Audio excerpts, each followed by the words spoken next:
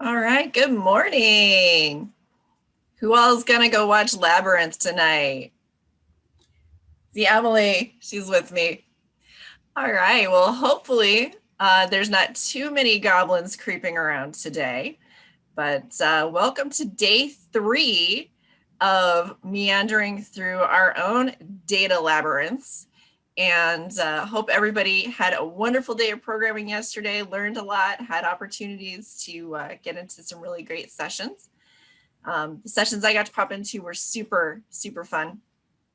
Really good content. So thanks to our presenters so far. You guys are doing awesome. Couple of quick reminders. The Slack channel should be coming up in the chat here pretty quick.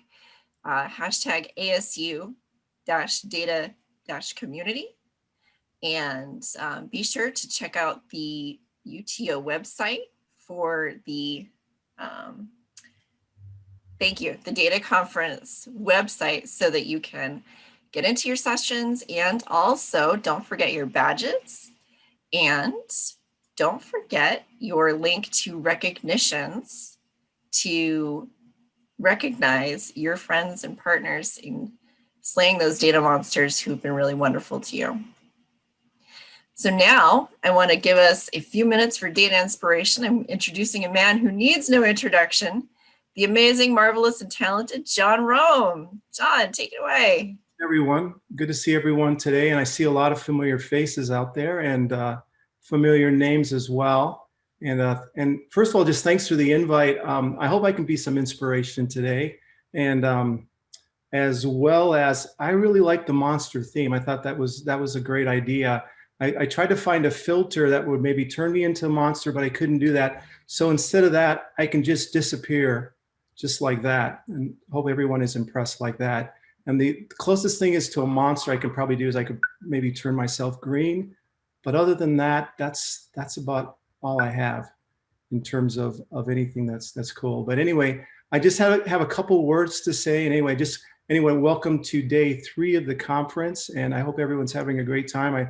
I saw the keynote and I saw a few of the sessions. It's been really a great couple of days. So let me just get to a few slides. And wait. Looks like I'm in the way. Let me get out of the way there.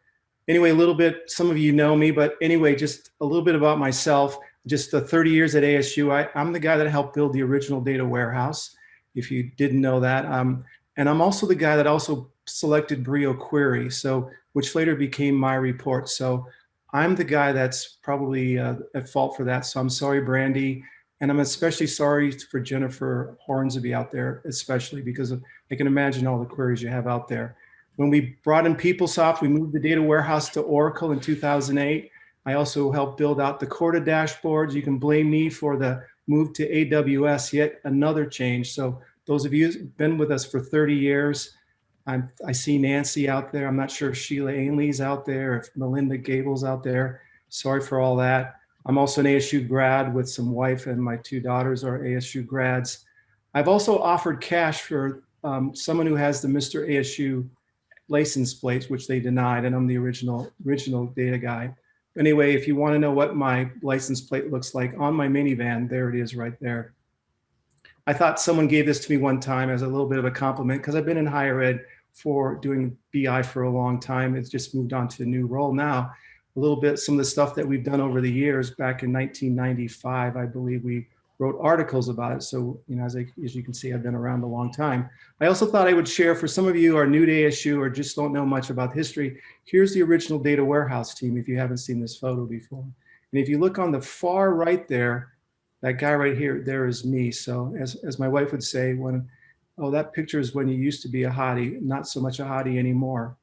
And then fast forward a little bit, there's one of my favorite people in the world, Nancy Dixon.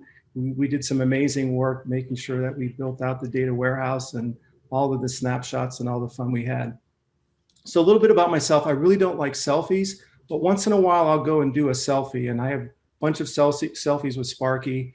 I'm also a musician, so I like to try to get selfies with musicians, Death Cab for Cutie, also local favorite Roger Klein and the Peacemakers. But really I'm really hoping someday I can get a selfie with Dr. Crow. I haven't been able to, but with the power of Zoom, look what happened. I now have a selfie, or somewhat of a selfie, with Dr. Crow, the power of Zoom out there. And as you can see, we're both contemplating how to fix COVID issues out there as well. And I also like today, it's really nice that we set up a channel and ability to sort of recognize people out there. So yesterday I went out there and looked and found out some of the folks were being recognized. So I thought, why not just do it here today? So it looks like Josh was very generous and made sure that Z was recognized, and Emily and Michael and Mark. I'm guessing, Josh, did you happen to write an Alteryx job that just goes out and randomly selects data warehouse users and creates these and puts them in a Slack channel? I think that you might be doing that, maybe not. As well as, you know, recognizing, Josh, you also recognized, you're also being recognized. Jennifer, I mean, were being recognized, as well as Josh and Mary. So there's those three right there, Jennifer, Josh. And I do have a photo of Mary. We do have photos of Mary, but I would probably break FERPA, HIPAA, and Kelly Ripa rules if I did show that photo right there. Also, there's been some recognitions for Deepika and Todd and Jin. It looks like Zach did that, or maybe no, it was Paul, looks who did that, Paul Alvarado. Also, as I noticed, there's just a lot of recognitions for Jennifer Hornsby, and I'm a huge fan of hers. And as I look through the channel, just a lot of those. And so of course, I just thought, why not? She's, so Jennifer, here's to you and all the help that you and work you do for Data Warehouse now and what you've done over the years. I've also noticed that Rachel recognized Dixon. And a little story about Dixon, if for some of you who don't know, he had a past of a former poker player. So one of my colleagues, Nathan Coren, asked me to hire Nathan. Nathan asked me to hire Dixon. And when I got his resume, all it said was professional poker player. So you can imagine what it's like going through UTO's HR, and as well as HR saying, I want to hire this guy, and all his background is a poker player. And so I was lucky to get Dixon hired. So the great thing about the internet, I went, did a little searching. But for those of you who haven't seen this photo right here, and Dixon's also one of my favorite people in the world as well. So What? Dixon in a much younger age, as well as he also went through a period where he had a little bit longer hair.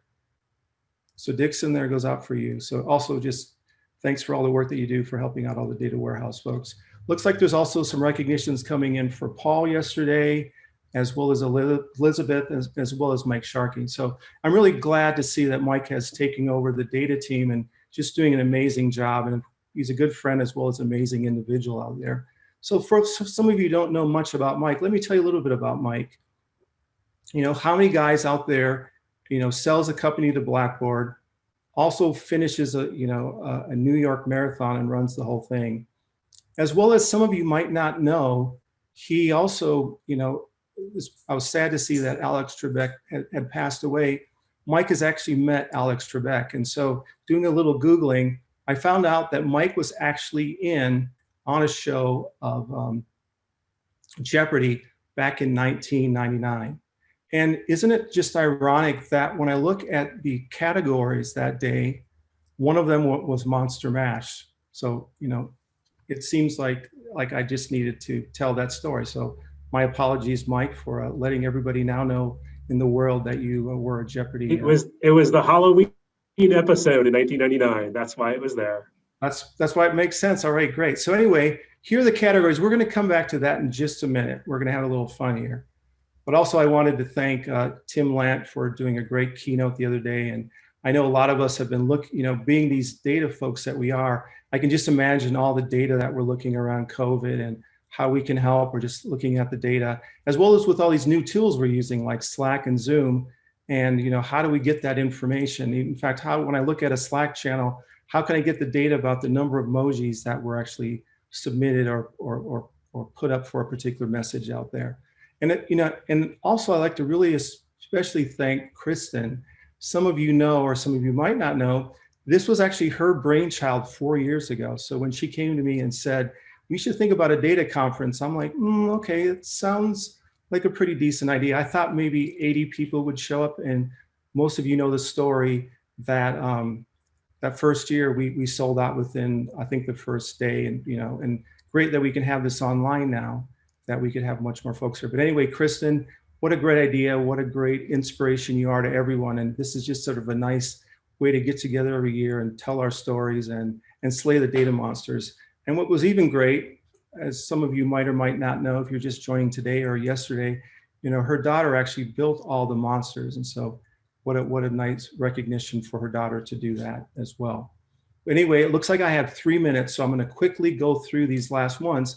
I thought, why not, now that I know, Mike, that it was the Halloween issue, the Halloween version of the Jeopardy, let's actually go through and answer these questions out there. So I want everyone to go to the chat, and as I put up these questions out there, I want everyone to put their answers of what they think it is. And I think I'm not a great Jeopardy player, but I think you have to do who is or what is. But anyway, I'm going to go through these quickly, and the winner is the first one who answers the question in the form of a question. So I'm going to do that now. Everybody ready? Let's go. First question. When this doctor's monster first appeared on screen in 1931, some moviegoers ran screaming from the screen. I can't see the chat, but I'm hoping people are putting the answers out there. And so I'm just not gonna, I'm gonna give away the answer. It was actually Dr. Frankenstein. So Monster Mash, is this right, Mike? Monster Mash for 200. On June 17th, 1998 at 5 a.m., it was sighted by 4 men in Scotland who reported a large object with a long tail. So go out and put your answers in the chat. All right, and so the answer is Loch Ness Monster.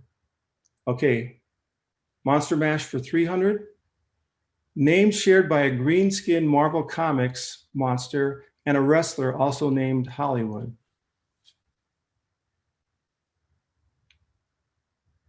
All right, I'm hoping that everyone's busily putting in their answer out onto the chat. And there's the answer right there, the Hulk.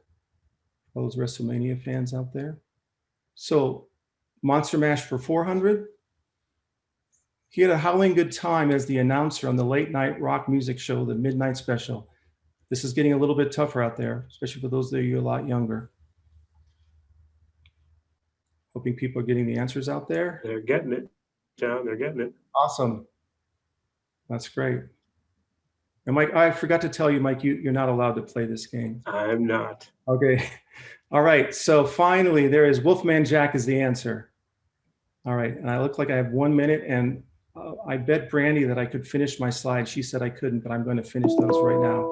So, all right, Monster Mash for 500. This is the toughest question out there. This creature that terrorized Tokyo began life as a giant caterpillar.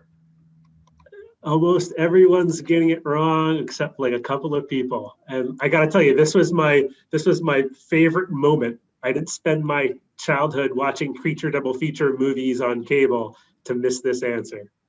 All right. Thanks for the additional commentary, Mike. I didn't something you're gonna have to tell me about that experience. So that's great. And maybe Brandy, you can hum the theme. That's what I should have remembered. I should have had the theme music playing out there.